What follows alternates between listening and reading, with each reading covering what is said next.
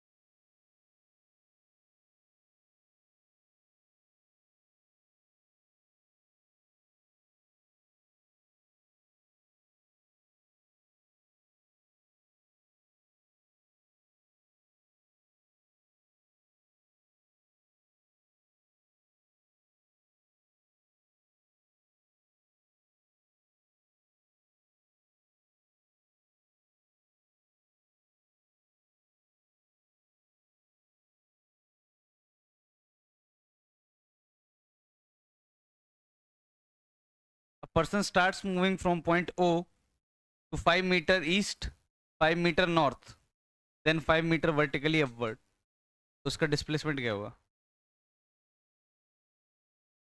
Point ओ से चलना start किया, ओ ये रहा, 5 5 मीटर। तो पहले का डिस्टेंस 56 पॉइंट यहां से भागना स्टार्ट किया और टोटल कितने राउंड लगाए? पहले तो कंप्लीट 4 राउंड लगाए, अच्छा तो एक एक कंप्लीट सर्कल मतलब कितना, 2 पाई आर कितना, यानी 4 पाई। एक राउंड लगाता है तो कितना डिस्टेंस कवर करता है, 4 पाई। पाई की वैल्यू रख सकते हैं, बाद में रख देंगे। एक राउंड लगाता है कंप्लीट तो डिस्टेंस होता है 4 पाई। आधा लगाएगा तो कितना होगा, 2 पाई। अब ध्यान देना, उसने 4.5 राउंड लगाए हैं, मतलब 4 कंप्लीट लगाए हैं, 4 × 4 पाई, प्लस एक आधा राउंड लगाया है 2 पाई। ये कितना हो गया, 16 पाई प्लस 18 पाई। अप्रोक्सीमेटली देखोगे तो 18 × 3.14। लेकिन पाई में अगर रिप्रेजेंट करना हो तो कितना हो जाएगा, ये दिक्कत तो नहीं, सही है पक्का। डिस्प्लेसमेंट यहाँ कितना आ रहा है, देख लेते हैं, ध्यान दें। यहां से स्टार्ट किया, सपोज किसी ने दौड़ना, 1 राउंड, 2 राउंड, 3, 4, वहीं पहुंच गया। आधा राउंड और करना है, मतलब यहां पहुंच जाएगा।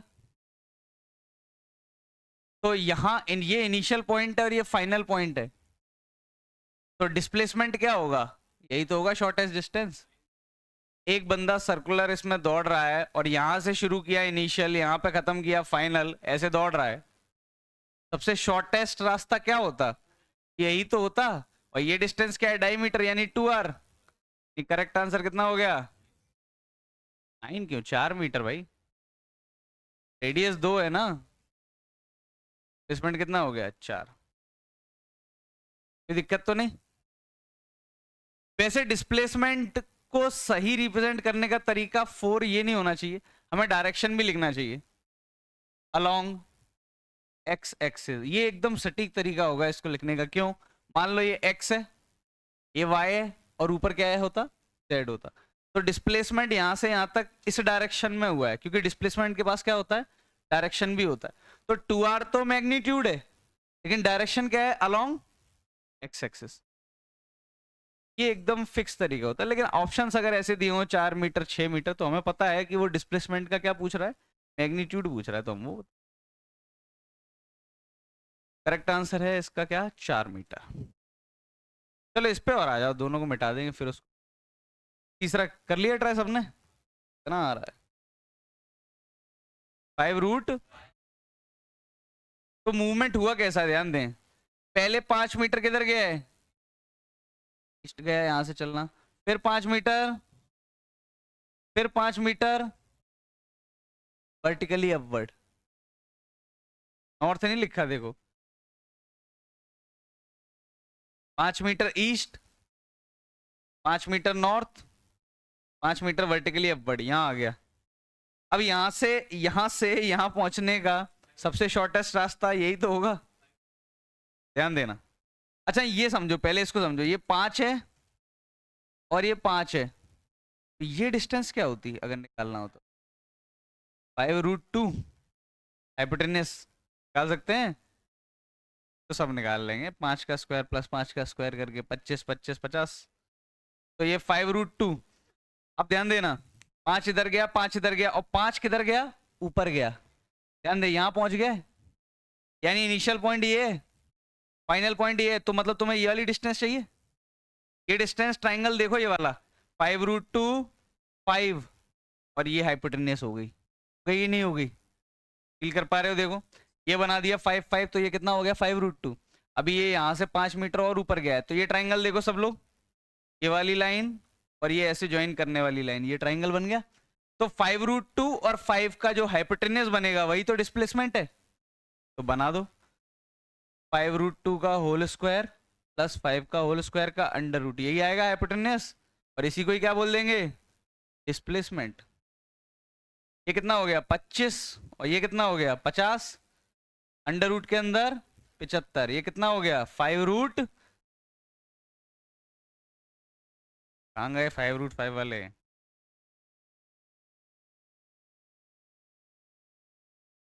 सही है, तो इमेजिन कर, 5 5 और 5 और ऊपर गया है, तो तुम्हें इनिशियल और फाइनल पॉइंट के बीच का ये वाला ये डिस्टेंस चाहिए तुम्हें। तुमने दिमाग लगाया कि ये हाइपोटेन्यूस है, ये मिल गई, और ये पता ही है, तो ये वाला ट्राइंगल में हाइपोटेन्यूस। दोबारा बताऊं क्या? पक्का आ गया? पक्का? दोबारा बता दूं ना, आप बोल दो ना, क्या दिक्कत है? इसको लिख लो पहले, फिर एक बड़ा डायग्राम बनाते हैं, छोटा हो रहा है। लिख लिया? हटा तो दूं, लिख तो लिया ना?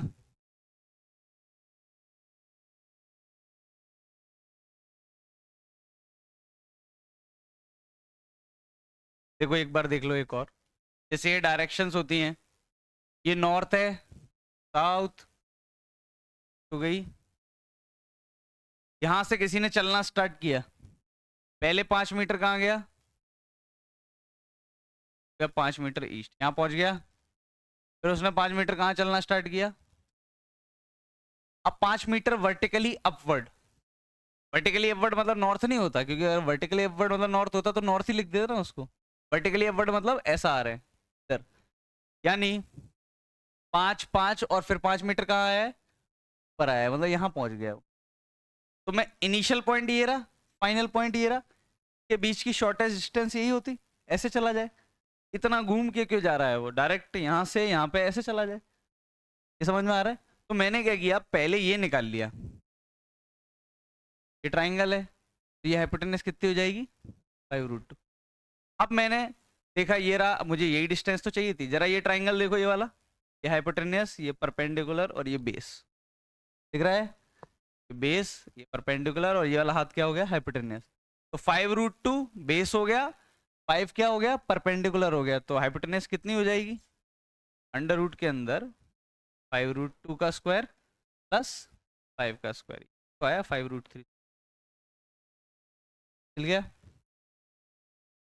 वर्टिकली अपवर्ड है तो ये बोर्ड इस प्लेन में आ रहे हैं, वर्टिकली डाउनवर्ड होता तो पीछे वाली क्लास में चले जाते, तो हम नहीं चले जाते। मतलब वर्टिकली अपवर्ड ये हो गया, वर्टिकली डाउनवर्ड मतलब बोर्ड के पीछे, ये प्लस जेड, इधर वाला माइनस। देखो क्वेश्चन देखो, पहले का क्या आ रहा है? Velocity at t equal to 2 second, 20 metre पर सेकेंड। देखो क्वेश्चन देख लो, कार हैविंग इनिशियल वेलोसिटी 10, मतलब एक कार है कि इनिशियल वेलोसिटी कितनी है? 10 मीटर पर सेकेंड। तो इसको इनिशियल स्टेट मान रहे हैं। अब किसी के मन में ख्याल आएगा कि इनिशियल वेलोसिटी 10 कैसे हो जाएगी? इनिशियल तो 0 ही होनी चाहिए, गाड़ी चलेगी तो रेस्ट से ही। ऐसा जरूरी नहीं है। नहीं यार, किसी के मन में गाड़ी तो 0 से ही स्टार्ट होगी, कभी ना कभी तो स्टार्ट हुई होगी। किसी 10 से ही चल के पैदा हुई है, शोरूम से 10 से ही चल के निकली है। अरे लेकिन पॉइंट ये है कि ये किसी और स्टेट की बात कर रहे हैं, मतलब गाड़ी रेस्ट से स्टार्ट हुई होगी और 10 स्पीड आ गई होगी, लेकिन हम इसको t इक्वल टू 0 मान रहे हैं। ये समझ में आ रहा है? हम तो यहां से देखना शुरू किए गाड़ी को। ये समझ में आया मैं क्या बोल रहा हूँ? पुराना क्या हुआ है उससे हमें कोई लेना देना नहीं है। गाड़ी की इनिशियल स्पीड 10 मतलब 10, कोई कंफ्यूजन नहीं। टी इक्वल टू 0 इसीलिए मैं साइड में लिख देता हूँ, एट टी इक्वल टू 0, मतलब स्टार्टिंग हम कहां से कर रहे हैं? देखना, हम यहां से कर रहे हैं। स्पीड कितनी थी? 10, और एक्सेलरेशन कितना था? हाँ, एक्सेलरेशन हमें क्या बताता है? 1 सेकंड में कितनी स्पीड बढ़ेगी? 5 बढ़ेगी। तो 1 सेकंड बाद कितनी हो जाएगी? 15 हो जाएगी। फिर और 5 बढ़ जाएगी, 20 हो जाएगी, ऐसे बढ़ती चली जाएगी। 2 सेकंड में पूछ रहा है, तो या तो ड्रॉ कर लो, सबसे अच्छा लो, 5 और बढ़ा दो, कितनी हो गई? 20। 5 बढ़ाया तो 15, 5 बढ़ाया तो 20, तो 2 सेकंड पे कितनी हो गई? 20 हो गई। नहीं जिला? 20 मीटर पर सेकंड। या फिर कैसे सोच लो, वही अपन करते थे, 1 सेकंड में कितनी बढ़ती है? 5, तो 2 सेकंड में कितनी बढ़ेगी? 10। पहले से ही 10 है, 10 और बढ़ गई तो कितनी हो गई? 20। तीसरा इक्वेशन, तीसरा गया वो दूसरा ही हुआ, इक्वेशन से भी कर सकते हैं। P equal to u plus, u है 10, ए है कितना? 5, टी कितना है? 2, तो ये भी कितना आ गया?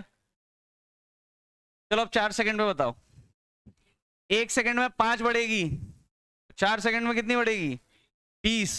पहले से ही कितना मौजूद है? 10, 20 बढ़ेगी एक्स्ट्रा उसमें, तो कितनी हो जाएगी?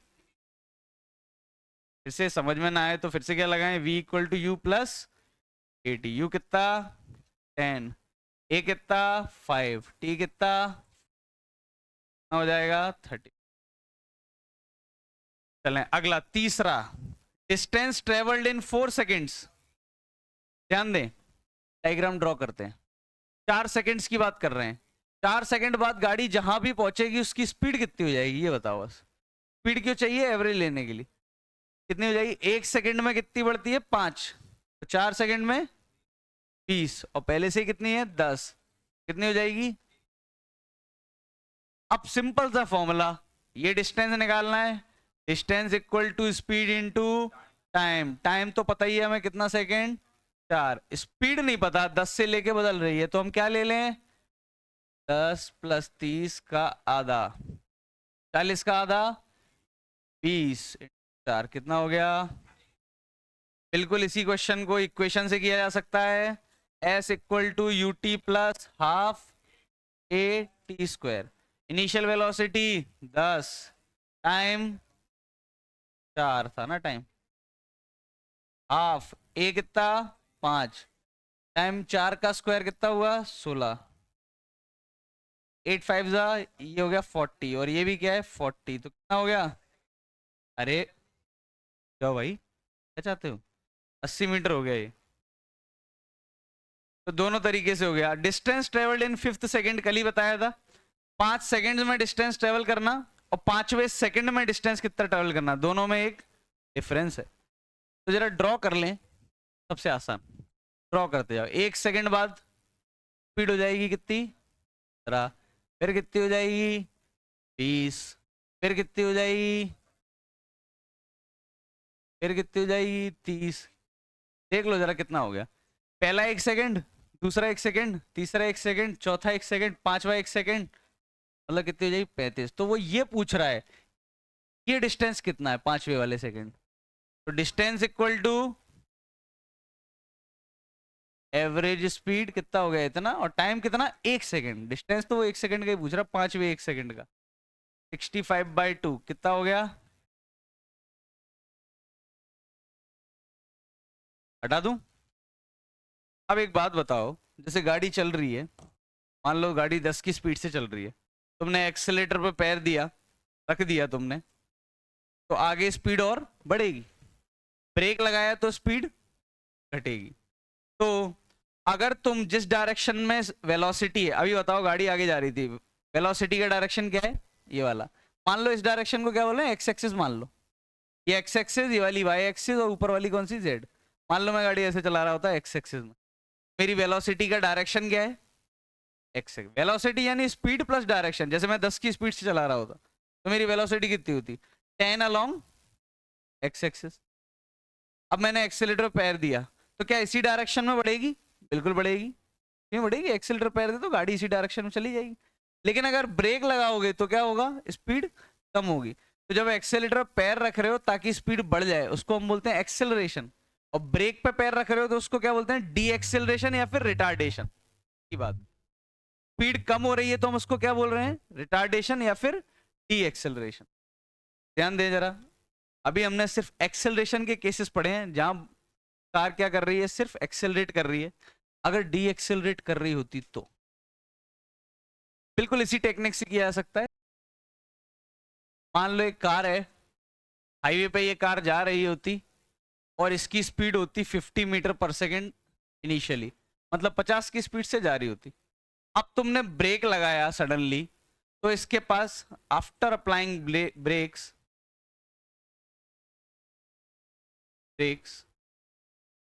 कार स्टार्ट्स डीएक्सेलरेटिंग और retarding at the rate of 5 metre पर सेकेंड। का मतलब जैसे ही तुमने ब्रेक लगाया वैसे ही एक्सेलरेशन आगे नहीं आएगा, किधर आएगा एक्सेलरेशन, पीछे। ध्यान देना बोलने का तरीका, पीछे की तरफ एक्सेलरेशन हो जाएगा कितना, 5 मीटर पर सेकेंड स्क्वायर। अब इससे क्या पता चला, ध्यान देना, या तो मैं बोल दूं रिटार्डेशन है 5 का, रिटार्डेशन बोल दूं, या डी एक्सेलरेशन बोल दूं, उसके नाम है बस अलग अलग। अगर कार डी एक्सेलरेट कर रही है कितने से, 5 से, या रिटार्ड कर रही है 5 से, तो वेलोसिटी इधर होगी और एक्सेलरेशन क्या होगा, पीछे होगा। अब ये 5 बढ़ेगी नहीं हर सेकंड में, 1 सेकंड में 5 क्या होगी, अब कम होगी, ये समझ में आ रहा है, माइनस होगी। यानी 1 सेकंड बाद अब इस कार की स्पीड 45 हो जाएगी, ये समझ में आ रहा है। फिर 1 सेकंड बाद कितनी हो जाएगी? 40 हो जाएगी। अच्छा मैं ये पूछूं 4 सेकंड में कितनी हो जाएगी स्पीड? तो ध्यान देना, मैं पूछ रहा हूँ 4 सेकंड में स्पीड कितनी हो जाएगी। 1 सेकंड में कितनी कम होती है? तो 4 सेकंड में कितनी कम होगी? 20। 50 में से 20 कम होगी तो कितनी बचेगी? 30। तो सपोज पूछा होता speed at t equal to 4, तो कितनी आती? कितनी आई थी अभी? 30। एक तरीका तो टेक्निक है, टेक्निक क्या बोलता है, 1 सेकंड में कितनी स्पीड कम होगी? 5। तो 4 सेकंड में कितनी कम होगी? 5 × 4 कितनी हो गई? 20। तो पहले से 50 थी, 20 कम कर दो, कितनी बची? 30। या फिर जिसको इक्वेशन यूज करना है वो डायरेक्ट क्या यूज करे? Equation p equal to u plus a t, यही है इक्वेशन। इनिशियल कितनी है? 50। ए कितना है? एक्सेलरेशन -5। ये समझ में आ रहा है -5 क्यों ले रहे हैं? क्योंकि वेलोसिटी आगे है और एक्सेलरेशन कहाँ है? पीछे है। मतलब आगे वाले डायरेक्शन को अगर प्लस मान रहे हो तो पीछे वाले डायरेक्शन को क्या मानोगे? माइनस। और टाइम कितना? कितने टाइम पे पूछिए? 4 सेकेंड। 50 माइनस 20 कितना हो गया? तो सब कुछ वही तो कर रहे हैं जो पहले कर रहे थे। अच्छा आप मुझे ये बता दो कितनी देर में कार रेस्ट पे आ जाएगी? कितनी देर में कार रेस्ट पे आ जाएगी? 10 सेकंड पे आ जाएगी रेस्ट पे। सोचो, आराम से सोच लो, कहीं भाग नहीं रहे। देखो 1 सेकंड में स्पीड कितनी कम होती है? 5। तो 10 सेकंड में कितनी कम हो जाएगी? 50। 50 थी और 50 कम हो गई तो कितनी बची? 0। 10 सेकंड में काम पूरा हो जाएगा। दूसरा इक्वेशन से भी कर सकते हो। इक्वेशन से कैसे कर सकते हो? क्वेश्चन नंबर 2 है time when speed equal to 0 become. तो हम एक इक्वेशन से कर सकते हैं। कैसे करते हैं इक्वेशन से? v equal to u plus u कितना है? ए कितना है? -5। टी ही तो नहीं पता, टाइम ही तो पूछ रहे हैं कितनी देर बाद होगी। और फाइनल वेलोसिटी कितनी है? पर फाइनल वेलोसिटी दे रहे हैं। तो -5t इधर आ जाएगा तो कितना हो जाएगा? 5t equal to 50 equal to कितना हो जाएगा? या फिर कॉमन सेंस से सोचो, हर 1 सेकंड में 5 कम करनी है तो 50 कम होने में कितनी देर लगेगी? 10 सेकंड। कोई दिक्कत तो नहीं? पक्का? तो जरा इसको एक क्वेश्चन बनाते हैं, ये रिटार्डेशन का एक अच्छा सा क्वेश्चन बनाते हैं, कवर हो जाए। पहले एक ट्राई तुम दो, देखो क्या आप बिना बताए बन रहे हैं क्या क्वेश्चन। जैसे कि एक कार है, car moving with speed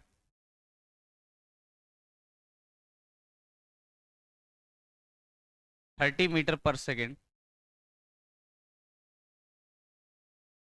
starts retarding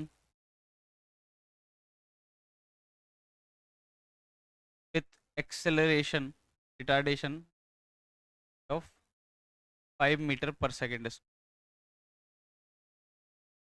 at t equal to G. Car कितने की स्पीड से चल रही थी? रिटार्डेशन आया कितने का? 5 मीटर। पहला फाइंड वेलोसिटी, एक ही बात है, speed.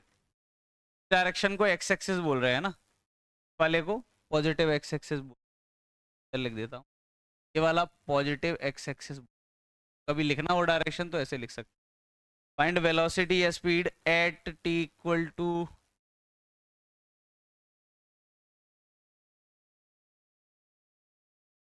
Find velocity at t equal to 0.5। Find time when car stops.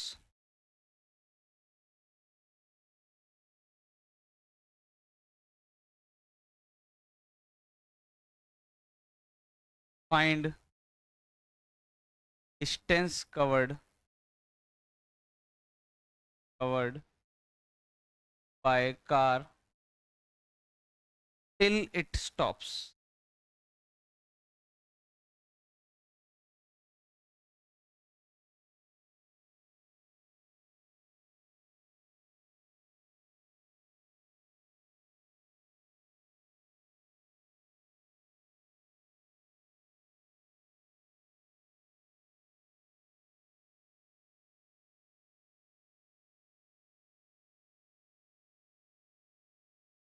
Find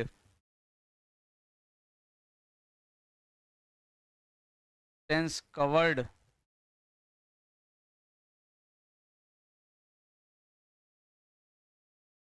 find speed of car when has covered 30 metre. आराम से सोच के करो, कोई पहले एक दो तो बेसिक है, वो तो जल्दी हो जाएंगे। जरा सितारे वालों पे ध्यान।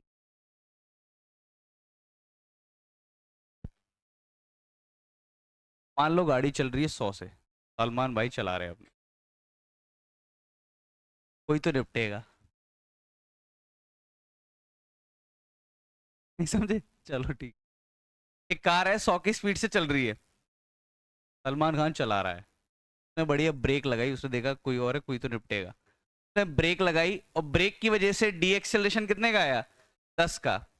अब बताओ वो कितने डिस्टेंस पे होना चाहिए बच जाए? फाइंड मिनिमम डी, जो भी है ये।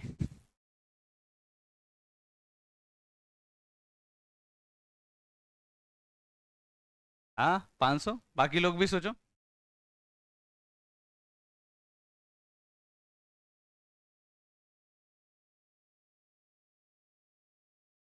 चलो पहले ये वाला करो, फिर वो वाला करो। क्वेश्चन समझ में आ गया? यहाँ पे हमने ब्रेक लगाई, की वजह से डी एक्सेलरेशन आया, तो गाड़ी रुकेगी, थोड़ा डिस्टेंस ट्रेवल करके रुकेगी। ये बिल्कुल बगल में होगा तो निपटेगा ना। मिनिमम डिस्टेंस पूछा है डी, जहां से ज्यादा तो तुम रख दो इसको, 500 किलोमीटर दूर कैसे उड़ा देगा ये? नहीं उड़ा पाएगा। कम से कम कितना हो कि ये बच जाए? सर तो सही है, जिसने भी दिया है, क्या दिया था? कार है जिसकी स्पीड है 100 मीटर पर सेकेंड। अब तुमने ब्रेक लगाई और ब्रेक लगाने की वजह से एक्सेलरेशन कितना आया? पीछे की तरफ 10। और यहाँ कोई चिड्डू खड़ा है, बताओ कम से कम कितने डिस्टेंस पे हो ये बच जाए? मैं लिख देता हूँ लैंग्वेज, ये बस सोचने के लिए था, मतलब ये अलग से कोई कॉन्सेप्ट नहीं है, फिर भी लिख देता हूँ। Car starts with speed 100 metre पर सेकेंड,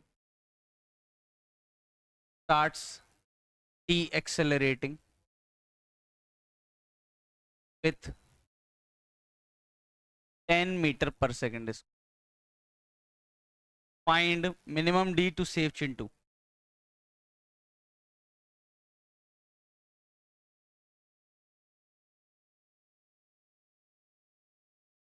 चलो देखो, यहां से देखना स्टार्ट करते हैं। सबसे पहले ये वाले, उम्मीद है पहले दो तीन तो बन जाएंगे। कार है जो इसकी इनिशियल स्पीड कितनी है? 30।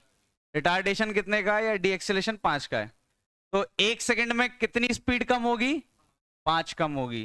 तो वेलोसिटी 2 सेकंड पे निकालनी है। 1 सेकंड में कितनी कम होती है? 5। तो 2 सेकंड में कितनी कम होगी? 10। 30 में से 10 कम कर दो, कितनी बची? क्या ये सबका सही है? इसमें तो कोई दिक्कत नहीं। क्या इक्वेशन से करके दिखाना है ये? नहीं ना, अब तो हो जाएगा।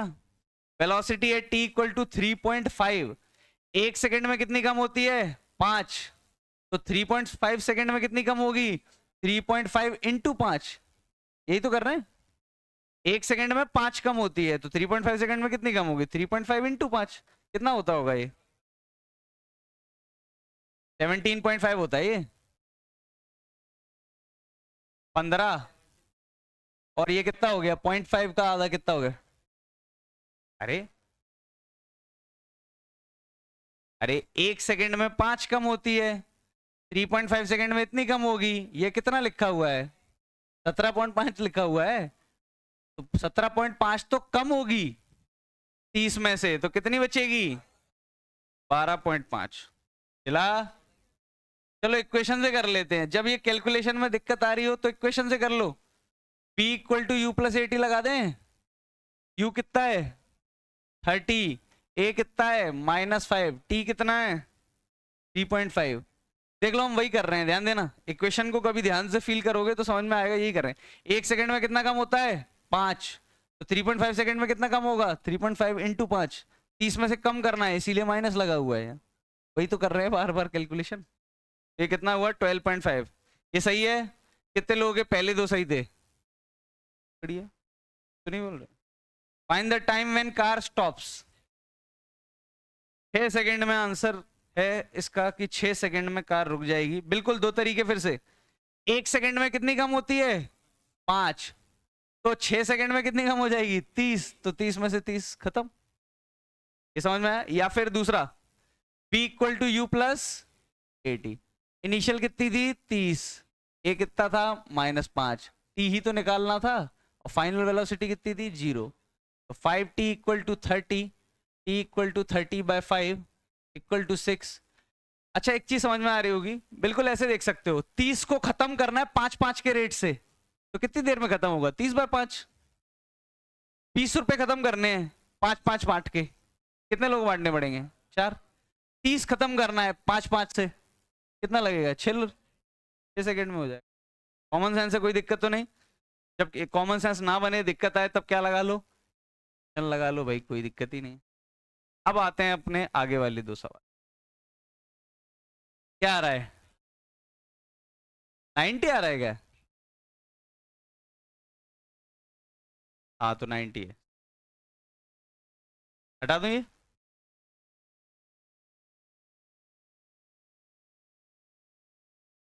तो अभी जो हम पढ़ रहे हैं, इसमें कुछ खास थ्योरी लिखने की जरूरत नहीं है। सिर्फ बोर्ड पे जो क्वेश्चंस चल रहे हैं उस पर फोकस करें।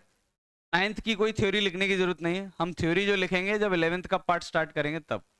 ये तो हम पुराने बाप धो रहे हैं जो 9th में पढ़ रहे थे, तो कभी ध्यान से देखा नहीं, बस एनसीईआरटी थोड़ी बहुत ऊपर से चला दी थी।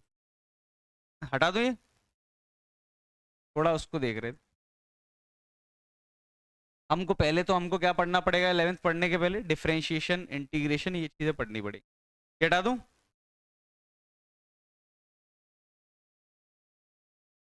चलो, find distance covered by car till it stops. बहुत बढ़िया। रुकने तक गाड़ी कितना आगे चली गई, यही तो पूछ रहे हैं। स्पीड कितनी है अभी? 30 मीटर पर सेकेंड। पीछे की तरफ कितना था एक्सेलरेशन? -5 या फिर 5 मीटर पर सेकेंड स्क्वायर पीछे की तरफ। तो 5-5 से कम होती जाएगी स्पीड।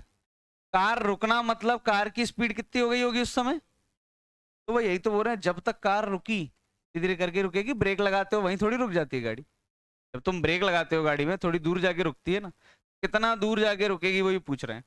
बिल्कुल ऐसे कर सकते हो डिस्टेंस निकालने का एक बढ़िया तरीका, स्पीड इंटू टाइम। टाइम पता है तुम्हें यहां से यहां तक का कितना है? अभी थोड़ी देर पहले ही निकाला। 30 खत्म करना है 5-5 के हिसाब से, कितना? 6 सेकंड निकाल के बैठे हम पहले ही। 6। स्पीड क्या लेंगे? जब ये नहीं ले सकते, ये नहीं ले सकते, तो कौन सी लेंगे? एवरेज। 30 और 0 का एवरेज 15। डिस्टेंस कितना हो गया? 15 इंटू 6 कितना होता है? चिल्ला बोलो एक बार और। क्या? अच्छा, इक्वेशन भी तो लगा सकते थे। लगा सकते थे क्या इक्वेशन? बिल्कुल लगा सकते थे, ध्यान देते हैं। चलो इक्वेशन लगा के देखते हैं। क्या निकालना है मुझे? डिस्टेंस निकालना है। तो वही सेकंड वाली इक्वेशन लगाओ, s equal to U T plus half A T square. Initial speed कितनी थी? 30। टाइम पता होना चाहिए, पहले ही निकाल के रख लिया, 6 सेकंड में रुकेगी। तो 6 हाफ ए कितना है? -5। टी का स्क्वायर, 6 का स्क्वायर कितना हो गया? 36। ये हो गया 30 इंटू 6 180। ये हो गया 18 इंटू 5 कितना होता है? बोलो। 90। तो ये कितना हो गया? 90 मीटर। अच्छा, इसमें एक इक्वेशन और यूज कर सकते हैं, कोई दिमाग पे लोड डाल रहा है क्या कुछ? थर्ड इक्वेशन जो अभी तक इंट्रोड्यूस नहीं हुई है, वो यहाँ ऐसी जगह काम आ जाती है। थर्ड इक्वेशन क्या थी जरा बताएं? P square minus u square equal to 2as। इस इक्वेशन की खास बात यह है कि इसमें टाइम का कोई नामो निशान नहीं है। मतलब सवाल में जब टाइम से रिलेटेड कोई चीज ना हो तब शायद ये यूज हो जाए। तो फाइनल स्पीड कितनी है बताओ? 0, कार रुक जानी है, माइनस इनिशियल स्पीड 30, 30 का स्क्वायर करना है 2, ए कितना है माइनस का 5, एस तो निकालना है। ये कितना हो गया देखो, माइनस का 900 equal to -10s। Minus minus cut गया, 10 से ये कट गया, डिस्टेंस कितना आया 6 मीटर। बिल्कुल ट्रिक से करो, या फिर सेकंड इक्वेशन से करो, या फिर थर्ड इक्वेशन से करो, इससे भी करो। चलो इधर देख लेते, सवाल क्या है जरा समझें, पहले क्वेश्चन को डिकोड करें। Find speed of car when it has covered कितना मीटर, 30 मीटर। मतलब वो ये बोल रहे हैं speed of car when it has covered 30 metre, यानी यहां से कितना मीटर चला गया आगे, 30 मीटर। 90 मीटर जाके रुकेगी गाड़ी, हम निकाल चुके हैं, जरा एग्जामिन करो। 90 मीटर आगे जाके रुकेगी गाड़ी, लेकिन जब 30 मीटर पे होगी, जब वो डिस्टेंस 30 मीटर कवर कर चुकी होगी, तब उसकी स्पीड क्या होगी, यही तो पूछा है। पता नहीं कितनी, टाइम थोड़ी पता है हमें 30 मीटर कवर करने में कितना टाइम है। देखो अगर ये पता चल जाता कि 30 मीटर कवर करने में कितना टाइम लगा, तो हम स्पीड निकाल लेते ना। क्योंकि मान लो 30 मीटर कवर करने में 2 सेकंड लगते, तो हम बोल देते 1 सेकंड में 5 कम होती, 2 सेकंड में 10 कम हो जाती, 30 में से 10 कम कर दो 20 आ जाती। लेकिन हमें टाइम पता ही नहीं है। तो पहला तरीका, या तो टाइम निकालो, मेहनत करो, यहां से यहां तक क्या टाइम होगा, ये सब करो। या फिर पहला सबसे इजीएस्ट मेथड है इसका, थर्ड इक्वेशन। ये बनी इसीलिए जब कुछ काम नहीं आता तब ये काम आ जाती है। ध्यान देना, मैं फिर से 2-3 तरीके से बता रहा हूं, देखना कौन सा सही है। P square minus u square 2as, final velocity का स्क्वायर पी स्क्वायर, स्क्वायर कितना हो गया 30 का, ए कितना है, एस कितना है, टेंस कितना, 30, पी स्क्वायर माइनस तो माइनस 900 उधर गया, 900 माइनस 300 आ गई 10 रूट। क्या सही है? एक तरीका तो ये हो गया। यही सबसे बेस्ट तरीका है इस क्वेश्चन को प्रोसीड करने का। देखो मैं बताता हूँ, अब अगर दूसरे तरीके से करते तो कितना गंदा जा सकता था। तो हटा दूं ये सब। अच्छा, अगर तुम बोलते अरे सर बहुत टाइम से अपन ट्रिक ट्रिक कर रहे हैं, जरा उस ट्रिक को लगाएं। ट्रिक अभी तक तो बिल्कुल सही काम की है, जल्दी से आंसर आ जाते हैं उससे कि 1 सेकंड में कितना कम हो रहा है, 2 सेकंड में कितना कम होगा, कॉमन सेंस से कर लेते हैं। यहाँ ट्रिक कैसे काम करती है ध्यान देना, इतनी गंदी बन जाती है यहाँ कि अभी स्पीड कितनी है, मुझे क्या पता कि 30 मीटर जाने में कितना टाइम लगा, मुझे तो नहीं पता। यही तो पता करना है, अगर ये पता होता तो बात ही क्या थी। मुझे नहीं पता कितना टाइम लगा 30 मीटर जाने में, तो मैंने क्या मान लिया, लेट अस अज्यूम कितना टाइम लगा, टी टाइम। तो 1 सेकंड में कितनी स्पीड कम होती है 5, तो टी सेकंड में कितनी कम होगी 5t। 1 सेकंड में कितनी कम होती है 5, लिख लो साइड में, 1 सेकंड में स्पीड कम होती है 5, तो टी सेकंड में कितनी कम होगी 5t। पहले से 30 थी और 5t कम हो गई तो इतनी बचेगी, यही तो है फाइनल स्पीड, 30 माइनस 5t।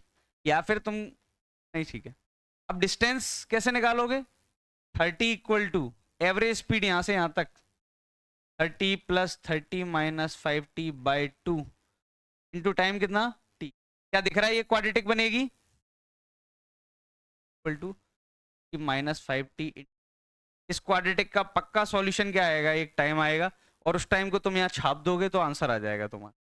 गंदा सा एक सॉल्यूशन आएगा इसका, टाइम को यहाँ छाप, बताओ ये सही है या ये सही है, ये सही है, 1 स्टेप सॉल्यूशन है। ये समझ में आ रहा है? जब टाइम ना पता हो तब सबसे अच्छा रास्ता क्या होगा हमारा? यही रास्ता हो। तो फालतू में इसको प्रोसीड करने का कोई सेंस है नहीं। आगे क्वाड्रेटिक बनेगी बार बार, दिक्कत तो नहीं। तो ये सबसे बेस्ट तरीका है, तो इसको लिखो भी ना तो भी चलेगा, सिर्फ इसको लिखना है। ये वाला और देखिए,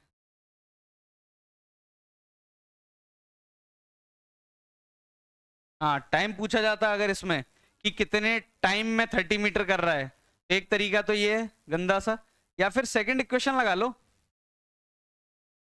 उससे भी यही बनेगा। देखो s equal to U T plus half a square, बिल्कुल लगा सकते हो सेकंड इक्वेशन, बिल्कुल यही क्वाड्रेटिक बनेगी इससे। S equal to you T 30t plus half A कितना है -5 t²। देख लो डिस्टेंस कितना कवर करना है 30 metre, initial velocity 30, half A कितना -5। ये क्वाड्रेटिक और ये क्वाड्रेटिक बिल्कुल सेम है, मल्टीप्लाई करके सॉल्व करके देख लो, तो एक ही बात है। लेकिन टाइम के लिए तो पक्का क्वाड्रेटिक बनानी ही पड़ेगी। ऑब्वियसली हम 9th लेवल का कर रहे हैं, आगे और समझ में आएगा, 11th में जाएंगे एंट्री लेंगे तब तो सब कुछ करना है, क्वाड्रेटिक वार्टिक सब सॉल्व करनी है। लेकिन अभी हम यहीं पर रिस्ट्रिक्ट रहेंगे। ओवरऑल ये क्लास सिर्फ इसीलिए चल रही है, पहली दूसरी क्लास, ताकि इक्वेशंस ठीक से यूज करना आ जाए, और इक्वेशन के अलावा भी सोचना आ जाए कि एक कॉमन सेंस तरीका भी हो सकता है किसी चीज का। ऐसा नहीं है कि बिल्कुल याद ही करना है ये, इनमें कोई ऐसा पार्ट नहीं है जो याद करना है, बस एक बार सुन लो दोनों लेक्चर, घर जाके आधा आधा घंटा दे दो और इसको कभी मत देखो, ऐसा भूल जाओ। वो अपने आप काइनेमेटिक्स जब हो जाएगी तो अपने आप समझ में आ जाएगा, सब चीज कॉमन सेंस बन जाएगी धीरे धीरे समय।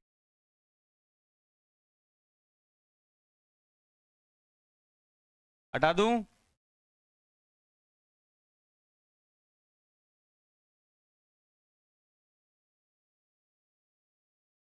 चलो ये और बताओ, फिर हम हमारा थोड़ा सबसे इंपॉर्टेंट पार्ट कवर करेंगे। ये वाला बताओ।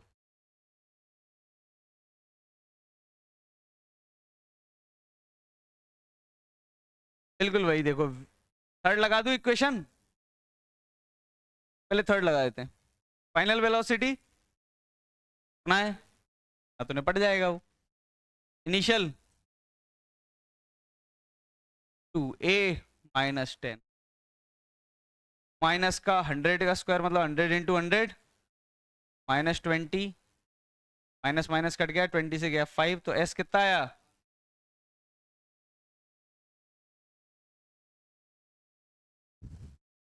ये तो नहीं, चलो अब थोड़ा डेफिनेशन लिखेंगे, अब हमारे सिलेबस ओरिएंटेड चीजें स्टार्ट हो रही हैं।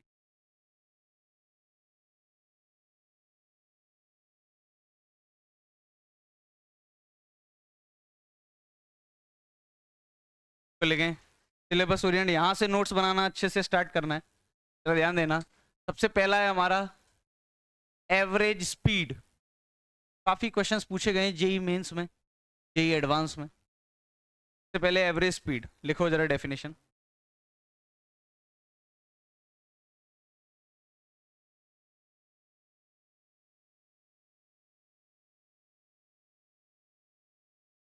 पहले एवरेज स्पीड डालो और उधर एवरेज वेलोसिटी डालो, दो हेडिंग डालो, एक एवरेज स्पीड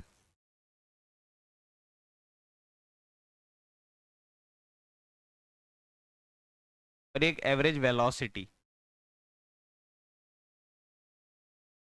एवरेज स्पीड में लिखो average speed is defined as, average speed is defined as, average speed is defined as total distance covered,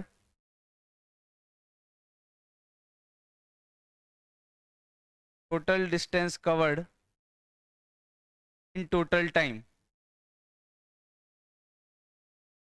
Average speed is defined as total distance covered in total time. Average velocity पे आ जाओ। Average velocity is defined as, average velocity is defined as total displacement covered total time.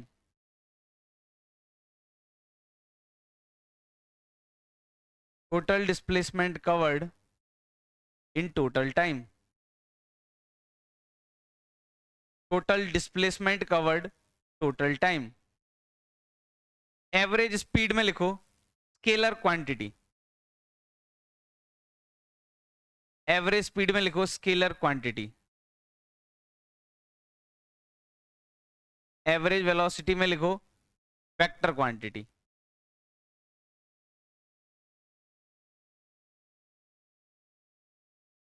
नीचे note बना के लिखो, लिख लिया यहां तक पक्का? नीचे नोट बना के लिखो average speed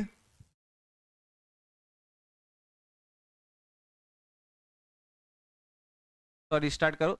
the magnitude of average speed, the magnitude of average speed, the magnitude of average speed is always,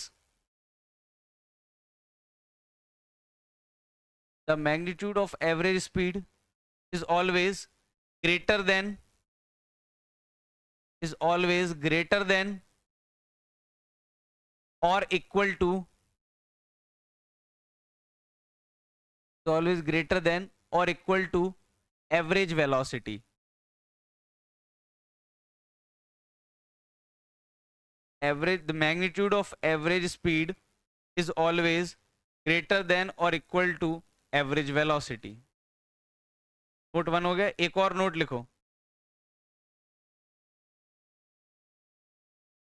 नहीं नहीं ये तो नोट दोनों से अलग है।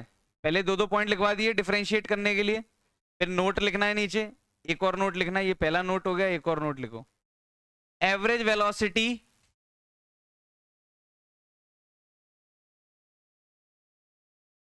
average velocity can be zero, average velocity can be zero in complete interval, average velocity can be zero complete interval, but average speed cannot। इसी चल नहीं रही क्या कोई भी?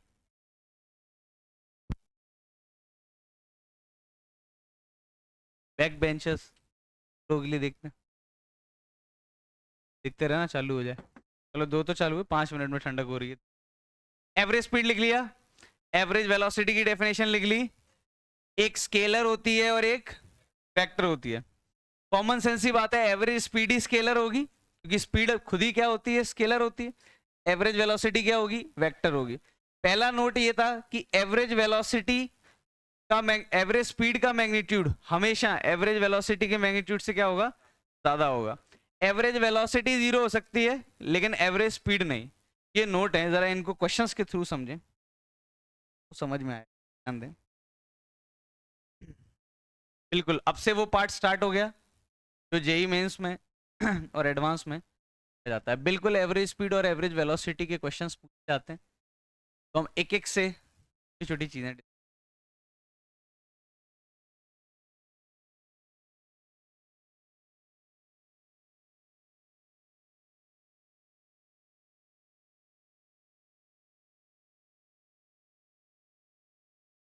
Covered in total time. बहुत बकवास डेफिनेशन है, total distance covered in total time. जैसे मान लो कोई पर्सन है या कोई कार है, कुछ भी मान सकते हो, इसने, इसकी स्पीड है 10 मीटर पर सेकेंड और है ये कांस्टेंट। मतलब ये पर्सन, इस पर्सन की स्पीड है 10 मीटर पर सेकेंड और ये स्पीड कांस्टेंट है, मतलब ये 10 से ही जा रहा है। एक्सेलरेशन क्या है इसका, मतलब इसका अगर स्पीड चेंज नहीं हो रही तो एक्सेलरेशन क्या होगा, कोई दिक्कत तो नहीं। पर्सन है 10 मीटर पर सेकेंड की स्पीड से जा रहा है, एक्सेलरेशन क्या है इसका, 0, कांस्टेंट स्पीड से जा रहा है। अब किसी ने पूछा find average speed, find average speed of person in 5 seconds, मतलब 5 सेकेंड्स में कितनी एवरेज स्पीड रही होगी इसकी, 5 सेकेंड में कितनी एवरेज स्पीड रही होगी। तो एवरेज स्पीड की जरा डेफिनेशन पे जाएं। एवरेज स्पीड की डेफिनेशन है, बिल्कुल डेफिनेशन से जाएं, टोटल डिस्टेंस कितना कवर किया अपॉन टोटल टाइम।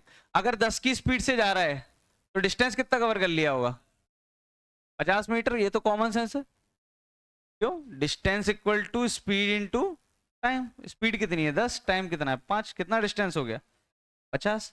या फिर बिल्कुल 1 सेकंड में 10 मीटर जाता है। 10 मीटर पर सेकंड का मतलब क्या होता है? 1 सेकंड में 10 मीटर जाता है।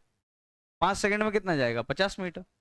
तो एवरेज स्पीड है, एवरेज स्पीड का फॉर्मूला है टोटल डिस्टेंस कितना 50 और टोटल टाइम कितना 5, तो 10 आ गई। यानी ये तो बहुत ही कॉमन सेंस था और ये सब कैलकुलेट करने की जरूरत नहीं थी।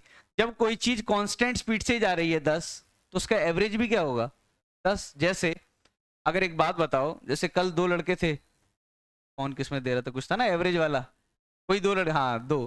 तो कल बताया था एवरेज का कॉन्सेप्ट, हाईवे पे 1 लीटर में ज्यादा जाती है, उबड़ खाबड़ रास्ते में कम जाती है।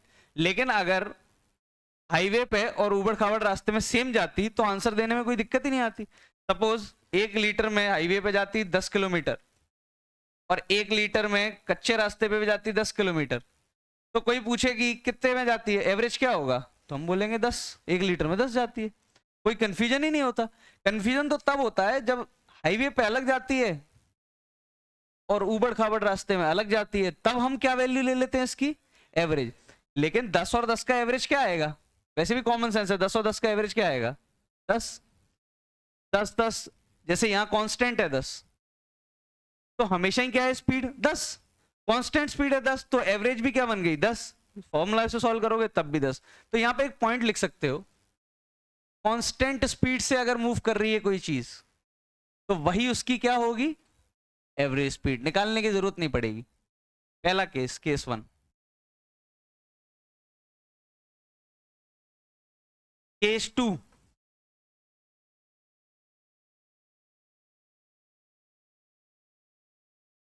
ये पर्सन है, इसकी स्पीड इनिशियल 0 है और ये एक्सेलरेट कर रहा है 5 मीटर पर सेकंड स्क्वायर से। Find average speed in 5 seconds.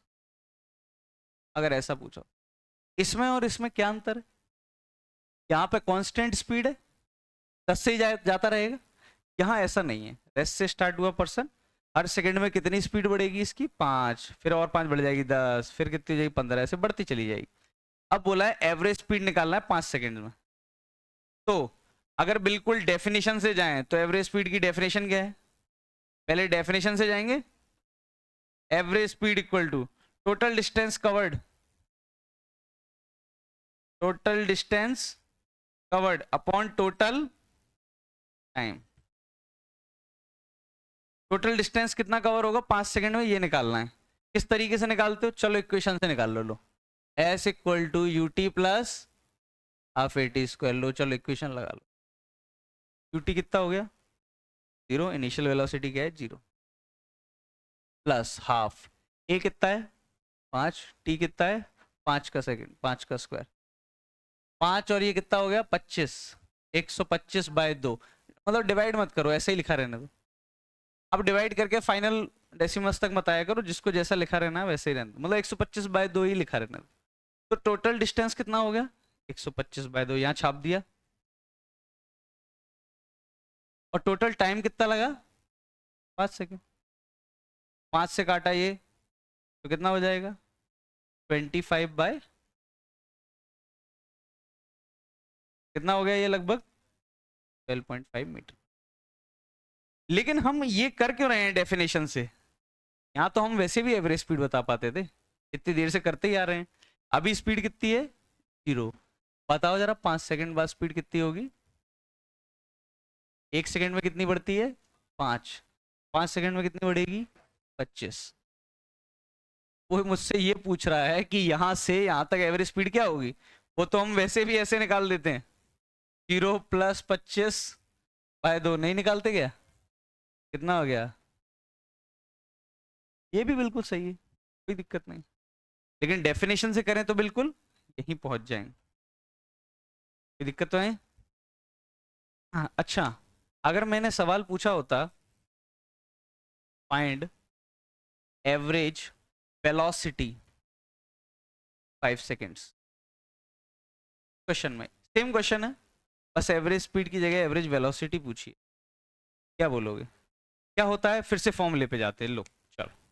Average velocity का फॉर्मूला होता है total displacement upon total time. अच्छा मुझे ये बताना, टोटल टाइम अभी भी कितना है? 5। ये यहां से यहां तक पहुंच गया, डिस्टेंस कितना हुआ था? 125/2। क्या डिस्प्लेसमेंट भी उतना नहीं होगा? हम एक डायरेक्शन में जा रहे हैं, हम यहां से चलना शुरू किए, आगे गए 2 मीटर, डिस्टेंस भी 2 मीटर और डिस्प्लेसमेंट भी 2 मीटर। तो ये भी कितना आएगा? 125/2। वही सेम टू सेम आंसर आ जाएगा, लेकिन बस एक छोटा सा अंतर रहेगा। समझ में आ रहा है? एवरेज स्पीड एक स्केलर क्वांटिटी है और ये कैसी क्वांटिटी है? एक वेक्टर। यानी इसमें तुम्हें इसके साथ में लिखना पड़ेगा अलोंग एक्स एक्सिस, बस इतना सा अंतर। नहीं जला मैं क्या कह रहा हूं? क्योंकि डिस्टेंस और डिस्प्लेसमेंट क्या है? बराबर है इस केस के लिए। दूसरा केस, एक और केस, तीसरा। देखो अंतर कहां आएगा। देखो यहां पे एवरेज स्पीड और एवरेज वेलोसिटी क्या आई? सेम आई। यहां पे भी निकालते तो भी एवरेज स्पीड एवरेज वेलोसिटी, क्योंकि एक ही जब तुम सीधे सीधे जा रहे हो, कहीं मुड़ ही नहीं रहे, तो डिस्टेंस और डिस्प्लेसमेंट बराबर नहीं होंगे क्या? बराबर होंगे। जब तुम एक ही डायरेक्शन में जाते हो तो डिस्टेंस और डिस्प्लेसमेंट क्या होते हैं? बराबर। अगर तुम टर्न ले रहे हो या फिर वापस नहीं आ रहे हो तो डिस्टेंस और डिस्प्लेसमेंट बराबर होते हैं। तो यहाँ एवरेज स्पीड और एवरेज वेलोसिटी यहाँ भी क्या आएगी? सेम आएंगी। उल्टा यहाँ तो बहुत अच्छी आई, एवरेज स्पीड एवरेज वेलोसिटी और स्पीड जो है सब सेम ही आई है। अगर कोई चीज 10 की स्पीड से चल रही है, लगातार बदल नहीं रही है, तो एवरेज स्पीड भी 10 होगी, एवरेज वेलोसिटी भी 10 होगी और स्पीड भी उसकी क्या है? 10 ही है। यहां भी बराबर है। अंतर कहां आएगा एवरेज वेलोसिटी में और एवरेज स्पीड में? अंतर बताता हूं, ध्यान देना, अंतर यहां आएगा। ये हटा दूं? पक्का?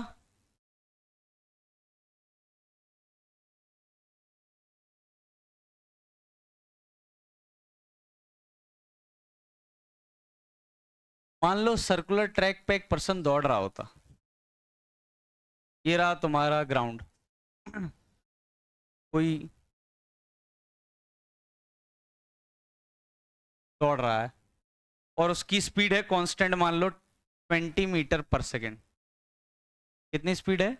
20 मीटर पर सेकेंड। ठीक। रेडियस ले लो इसकी, रेडियस इक्वल टू 2/पाई। रेडियस दे दी, अच्छी रेडियस है ये, बहुत अभी समझ में आएगा। रेडियस की वैल्यू कितनी दे दी मैंने? 2/पाई। मान लो इस रेडियस में ये दौड़ रहा है बंदा, और किस स्पीड से दौड़ रहा है? 20, और ये क्या है? कांस्टेंट। अब मैं ये पूछूं, find average speed in completing 1 circle. Find average velocity after completing after complete. ध्यान देना, एवरेज स्पीड निकालोगे अगर, तो तुम्हें क्या लेना पड़ेगा? यहां से लेके यहां तक एक चक्कर में पूछ रहा हो, एक चक्कर में एवरेज स्पीड निकालनी है, तो तुम क्या लोगे? टोटल डिस्टेंस लोगे। टोटल डिस्टेंस क्या आएगा तुम्हारा? 2πr करके कुछ आएगा। लेकिन जब एवरेज वेलोसिटी निकालोगे तो क्या लोगे? Total displacement. यहां से चला और यहीं आ गया, तो डिस्प्लेसमेंट क्या हो जाएगा? 0। यानी एवरेज वेलोसिटी तो बिना सोचे क्या लिख दो, क्योंकि डिस्प्लेसमेंट क्या है? 0। लेकिन देखो एवरेज स्पीड कितनी आएगी? मुझे तो लग रहा है यही आएगी, तुम्हें क्या लग रहा है? यही आएगी? निकाल लेते हैं कैसे। चलो हमें कोई दिक्कत नहीं, हम तो निकालेंगे। एवरेज स्पीड क्या होती है? Total distance upon total time. सही है। बताओ जरा, टोटल डिस्टेंस कितना है एक चक्कर का? 2πr। आर कितना है? देखो इसीलिए दिया आर ऐसा। टोटल डिस्टेंस कितना आ गया? 4। टोटल टाइम निकालना है, एक चक्कर का टाइम कितना है, तो कैसे निकालेंगे? एक चक्कर का टाइम निकालना है, कैसे निकालेंगे? डिस्टेंस इक्वल टू एक्सेलेरेशन तो है नहीं, तो यही वाले फॉर्मूले लगेंगे। स्पीड कितनी है? 20। टाइम निकालना है और डिस्टेंस कितना है एक चक्कर का, हम निकाल चुके हैं 4। ये कितना हो गया टाइम, 4/20, 1/5। अरे t निकालना है ना, तो 4 को किससे डिवाइड करोगे, 20 से। 4/20 कितना होता है, 1/5। तो टाइम कितना आ गया, 1/5। ये कितना हो गया, यही नहीं आ गई, यही तो स्पीड। और सही बात है, जब पार्टिकल कांस्टेंट स्पीड से मूव करता है, सबसे पहला केस, जब पार्टिकल कांस्टेंट स्पीड से मूव करता है तो वही उसकी एवरेज स्पीड बन जाती है, समझ में। लेकिन देखो यहाँ एवरेज स्पीड आई है कितनी, 20, और एवरेज वेलोसिटी आई है कितनी, 0। तो हर केस में एवरेज स्पीड और एवरेज वेलोसिटी सेम नहीं होती। और सही बात है, सेम इसलिए भी नहीं होनी कि हर केस में डिस्टेंस और डिस्प्लेसमेंट सेम नहीं होता, सेम होता तो हमेशा सेम होती। चलो बस यहीं पे, अभी कंप्लीट नहीं हुआ है एवरेज स्पीड और एवरेज वेलोसिटी। एवरेज स्पीड और एवरेज वेलोसिटी हमें पढ़ना है अभी डिटेल में, बहुत डिटेल में पढ़ना है अभी इसको, क्योंकि इससे बहुत क्वेश्चंस आए हैं, हर साल पूछते हैं। नेक्स्ट ईयर भी शायद हो तुम में से किसी की शिफ्ट में आ जाए एवरेज स्पीड क्या होता है, किसी क्वेश्चन दे दें और निकलवाएं। तो हमें एवरेज स्पीड और एवरेज वेलोसिटी बिल्कुल डिटेल में पढ़ना है। तो सबसे पहले बिल्कुल स्टार्टिंग टाइम है, तो एक कहानी हो जाए, स्टोरी। तो इसको हटाओ, स्टोरी टाइम स्टार्ट।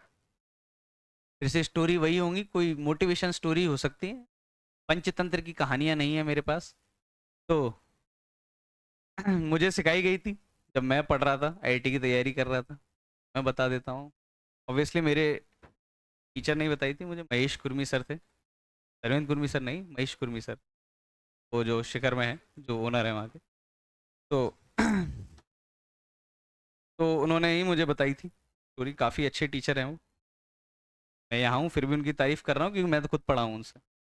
तो हाँ ऑब्वियसली अब उनकी एज हो गई है, काफ़ी टाइम हो गया है, बट तो उनका सोचने का नज़रिया बहुत अच्छा था। तो उन्होंने एक बार एक स्टोरी सुनाई थी, एक वो वाली कहानी, जिसमें एक शिप होती है जिसमें बहुत सारे नेवी ऑफिसर होते हैं,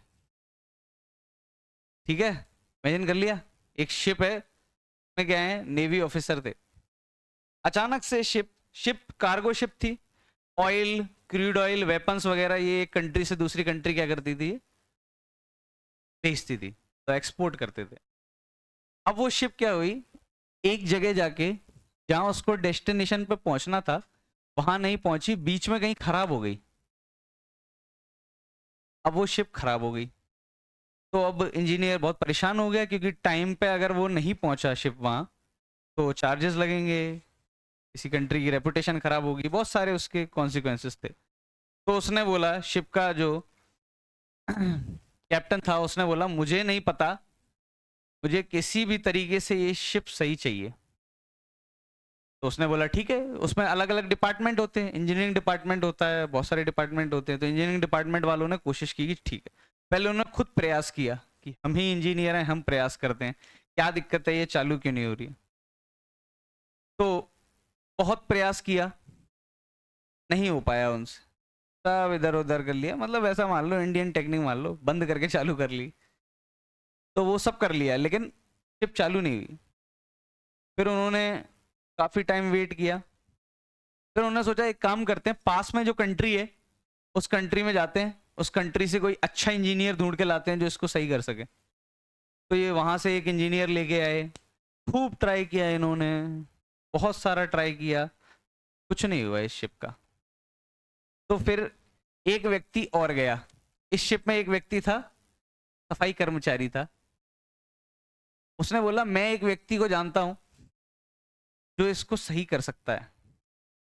उसने बोला ठीक है। उसने सोचा यार इतने बड़े बड़े इंजीनियर लगे हुए हैं जो इस काम को नहीं कर पा रहे, ये सफाई कर्मचारी किसको ले आएगा। तो वो सफाई कर्मचारी जाता है कंट्री से, एक बूढ़े बुजुर्ग को पकड़ के लेके आता है। छोटी सी कहानी है अपनी, इतनी बड़ी नहीं है, 2 मिनट की कहानी। बूढ़े बुजुर्ग को लेके आता है। तो जब वो बूढ़ा बुजुर्ग इस शिप में आता है तो वो उसकी वो स्थिति होती है, वो चल नहीं पा रहा होता है, और के बैग में कुछ रखा हुआ होता है, कुछ हथौड़ा टाइप का रखा हुआ था, और शिप की इंजीनियरिंग बहुत कॉम्प्लेक्स होती है। और उसके पास सिर्फ हथौड़ा और बेसिक इंस्ट्रूमेंट्स होते हैं, कुछ खास चीज़ नहीं होती। तो वो काफ़ी हंसता है शिप का कैप्टन की ये कैसे हो सकता है कि मतलब कि तुम हथौड़े वाले से सही करा लोगे, अब शिप को सही करा लोगे हथौड़े वाले से। तो वो काफ़ी मजाक उड़ाता है। तो बोलता है ठीक है चलो मान लो तुम सही कर भी दोगे। पहले तो वो मना ही कर देता है लगभग कि नहीं नहीं भाई टाइम वेस्ट क्यों करना है, कोई और इंजीनियर लेके आओ, ये सब लेके आओ, ये किसको पकड़ के लेके आ गए। लेकिन उसने बोला सफाई वाले ने कि एक मौका दे के देखते हैं, अब यहाँ तक आ गया तो क्या दिक्कत। तो एक मौका दे के देखा। तो कैप्टन ने बोला, कैप्टन काफ़ी ट्रोलिंग कर रहा था उसकी कि नहीं कर पाएगा, ये कैसे कर पाएगा, इसकी एज भी नहीं है, कुछ नहीं है, मतलब लग भी नहीं रहा इंजीनियर टाइप, ये तो कोई नॉर्मल वर्कर लग रहा है जो दुकान पे काम करता है, ऐसा ऐसा करके। बट जब वो बेस पेमेंट की बात करने लगा कि जो कर्मचारी आया था, जो बूढ़ा आया था, जो नहीं कर पा रहा था, मतलब जो इसके हिसाब से कैप्टन के हिसाब से नहीं कर पा रहा चाहिए था, उसने बोला पेमेंट बताओ कितना लो। तो ये हंसने लगा कैप्टन, बोलने लगा एक शिप को तुम सही कर रहे हो, पेमेंट तुमको तो क्या ही मिलता होगा, पेमेंट मैं देता हूँ तुमको अच्छा पेमेंट, कितना चाहिए। तो इसने बोला कैप्टन ने, तुम जितना बोलोगे उतना पेमेंट दे दूंगा मैं। अब ऐसा नहीं कि सब कुछ मांग लेंगे, उसने सोचा ये एक व्यक्ति है पंचर जोड़ रहा है या जो भी कर रहा है, कुछ भी कर रहा है, एक अपना काम कर रहा है, लेकिन इतना कितना पेमेंट मांग लेगा, एक डिसेंट शॉप वाले की पेमेंट कितनी होगी। उसने बोला ठीक है तुम जो बोलोगे मैं उतना पेमेंट करूंगा। तो वो जब क्या किया, उसने अपने बैग से हथौड़ा निकाला और ठोकना स्टार्ट किया शिप को। तो बहुत लोग हंसने लगे, ये शिप है भाई, इसमें इंजीनियरिंग लग रही है अलग लेवल की, तो हथौड़ा लेके ठोक रहा है। तो उसने बोला रुक जाओ 5 मिनट करने दो जो कर रहा है। तो उसने हथौड़ा लेके ठोकने लगा, अलग अलग जगह उसने ठोका, 10-15 मिनट का कुछ टाइम लिया। उसने बोला स्टार्ट करके देखो, ऑब्वियसली इंजीनियरिंग से कोई रिलेशन नहीं है इस कहानी का, स्टार्ट करके देखो बोला उसने। तो स्टार्ट हो गई, पता नहीं कैसे हो गई। तो कैप्टन पूरा शर्मसार हो गया कि ये कैसे हो सकता है कि एक इंजीनियर ना होने के बावजूद कोई इंसान आता है और हथौड़े से अलग अलग जगह ठोक के देख लेता है कैसे काम हो रहा है, और पता नहीं कैसे कर दिया इसने चालू किया। तो उसने बोला एज प्रॉमिस्ड तुम बताओ कि कितना पैसा लोगे, तुमने सही कर दिया तो बताओ कितना पैसा लोगे। तो उसने कुछ $1000 मांगे थे उस समय, ऐसा मान लो बहुत ज्यादा वैल्यू होगी इसकी, मान आपके हिसाब से $10,000 मान लो। तो वो काफी, कैप्टन भी पागल हो गया कि यार पागल हो गया, इतने पैसे थोड़ी लगते हैं, ये कितने तो कुछ ज्यादा ही मांग रहा है, लिमिट से ज्यादा मांग रहा है। तो उसने बोला कैप्टन ने कि चलो तुम एक काम करो, अगर मैं तुम्हें ये पेमेंट दूं भी तो अपनी जेब से तो देने वाला नहीं हूँ, ये कंपनी से रिइम्बर्स कराऊंगा या फिर नेवी से रिइम्बर्स कराऊंगा। तो तुम मुझे इसकी बिलिंग तो दो, तुमने किया क्या, कोई पार्ट नहीं जोड़ा तुमने, तुम कोई पार्ट खरीद के नहीं लाए, तो मैं बिल कैसे बनाऊं, और बिल लगाऊंगा नहीं तो पैसे कैसे आएंगे। जैसे मैं बिल लगाऊंगा कि मैंने मोटर खरीदी, ये खराब हो गई थी, मैंने ये फैन खरीदा खराब हो गया था, तुमने बिल ही नहीं लगाया, बिल ही नहीं बनाया, तुम क्या बोलूं, एक हथौड़ा मारने का इतना पैसा ले गया कोई व्यक्ति, हंसेंगे वो लोग मुझ पर। तो उसने बोला ठीक है बिल बना देता हूँ, $1 और बाकी $999। उसने बोला ये कैसा बिल है। उसने बोला $1 हथौड़ा मारने का और एक बाकी बचा हुआ $999 कहाँ हथौड़ा मारने का। बोला अगर मैं तुम्हें बता दूं हथौड़ा मारना है तो भी कौन सा तुम इस शिप को सही कर लेते, तुम्हें पता होना चाहिए हथौड़ा कहाँ मारना है। बिल्कुल ऐसा ही आईआईटी में सेम टू सेम बहुत सारे लोग तुमने देखे होंगे, मेरे आसपास भी थे, 12 घंटे पढ़ रहे हैं, 14 घंटे पढ़ रहे हैं, 12 से 14 घंटे पढ़ते हैं लेकिन कुछ नहीं होता। मैं ऑनेस्टी बता रहा हूँ, बिल्कुल मैं ये नहीं बोल रहा हूँ तुम्हें कम पढ़ना है, ये तो मैं बिल्कुल बोल ही नहीं रहा हूँ। मैं बोल रहा हूँ 12 से 14 घंटा पढ़ने के बाद भी लोगों के सिलेक्शन नहीं हो रहे हैं, ये मैंने देखा है अपनी आंखों से, और हर साल बच्चों को मैं देखता भी हूँ। तो जब तुम इन्वेस्ट टिक कर रहे हो ना कि मुझे बस ये घंटे पूरे करने हैं, फिजिक्स में तुम सबसे ज्यादा गलत वही कर रहे हो, बाकी सब्जेक्ट का मुझे पता नहीं, मैथ्स शायद प्रैक्टिस ज्यादा मांगती है तो मैथ्स टाइम मांग सकती है, लेकिन फिजिक्स ज्यादा टाइम नहीं मांगता है। फिजिक्स बस तुम्हारी ऑनेस्टी मांगता है, मतलब तुम्हारा होमवर्क टाइम पे मांगता है, तुमको क्लास में कोई चीज समझ में आ रही है या नहीं आ रही है, फिर से थोड़ा शर्म दूर करनी पड़ेगी, थोड़ा बेशर्म बनना पड़ेगा। मतलब अगर कोई चीज समझ में नहीं आती है, अगर क्लास में कुछ लोग उठ के नहीं पूछ सकते हैं या हाथ खड़ा करके नहीं पूछ सकते हैं, आता है, सबके अलग अलग इनसिक्योरिटी है, सबके अलग अलग दिक्कतें हैं कि हम शर्माते हैं या हम कुछ नहीं पूछ सकते क्लास के बीच में, अलग से जाके पूछो, लेकिन तुम्हारा काम है कि तुम्हें कोई पर्टिकुलर कॉन्सेप्ट समझ में नहीं आया है, जैसे एवरेज वेलोसिटी का सर्कुलर वाला समझ में नहीं आया है, तो घर तब जाना जब उसको पूछ के जाओ, या फिर अगले दिन आना तब पूछ लो, लेकिन उसको क्लियर कर लेना। क्योंकि ये बहुत बार होता है, हमने यहाँ पे मान लो सोचा है छेड़ा यार एवरेज वेलोसिटी के सर्कुलर वाला एक सवाल कराया था, नहीं हुआ तो क्या हुआ, टीसीटी में बहुत सारे क्वेश्चंस हैं, वही थोड़ी ना आ जाएगा। अरे वही आ जाएगा भाई, ऐसा होता है, जिसकी किस्मत खराब होती है जो छोड़ता है वही आएगा। तुमने यहाँ 2-3 कॉन्सेप्ट छोड़े, अगले में 2-3 छोड़े, आदत बन जाएगी छोड़ने की। पूरा जब सिलेबस खत्म हो जाएगा, 26 के 26 टॉपिक फिजिक्स के खत्म हो जाएंगे, अच्छे खासे कॉन्सेप्ट हो जाएंगे तुम्हारे पास जो तुमने छोड़ रखे हैं। तो फिर से राइट डायरेक्शन में मेहनत करनी है। मैं फिर से बोल रहा हूँ, फिजिक्स में मैं बिल्कुल तुमको ये नहीं बोलूंगा पूरा दिन बैठे रहो फिजिक्स करते रहो ये सब करते रहो, आगे भी नहीं बोलूंगा। अभी तो बिल्कुल बेसिक चीजें चल रही हैं, अभी तो हम स्टार्ट कर रहे हैं, अभी थोड़ा झिलेगा नहीं झिलेगा कोई दिक्कत नहीं है। फिजिक्स में मैं बस ये बोल रहा हूँ, जितना टाइम पढ़ो, भले ही 1.5 घंटा पढ़ना, लेकिन 1.5 घंटा ईमानदारी से पढ़ना, सीखने के लिए पढ़ना, बस इतना चाहता हूँ और कुछ नहीं। और स्टार्टिंग के 4-5 दिन तुम्हारे लिए आराम है, कोई दिक्कत नहीं है। अभी सिर्फ इतना ही पढ़ना है, अभी खुद घर पे जाके कुछ नहीं करना है। मैं एक शीट बना रहा हूँ, वो शीट दूंगा। तो ये जो हमने अभी पढ़ा है, ये सिर्फ 9th क्लास के पाप धोने के लिए पढ़ा है। तो जितने पाप धुल गए हों अच्छी बात है, वरना धीरे धीरे धीरे धीरे बचे हुए पाप धुल जाएंगे। Chapter start.